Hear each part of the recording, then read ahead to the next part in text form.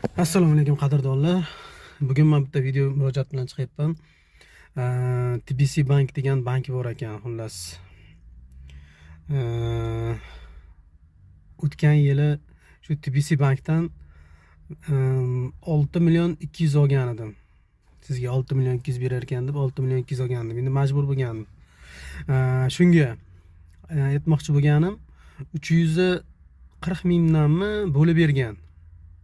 Oyiga 340 mingdan bo'lib bergan. Shuni 1 yildan o'tdi ham, mana 1 yildan buyon o'zi to'lab yuribman. 340 mingdan to'lab yuribman. Endi hozir na ko'z bilan qarayki, endi shuncha to'laganimdan buyon qaramagandim. 5 million 333 ming yana o'sha nima qolibdi? Qarzim qolibdi. Bu qanday tushunish mumkin buni? TBC bankdagilar qani mana ko'ryap turgan bo'lsa, qanday tushunish mumkin? Qancha o'zi foizlaring? Boshida olib turganda hech qanaqa foizini ko'rsatmagan. Keyin foizini ko'rsatmagan. Endi hozir 1 yildan buyon to'lab yuribman 5 million 300. Mana shuncha 1 yil to'lagan pulim qayerga ketdi?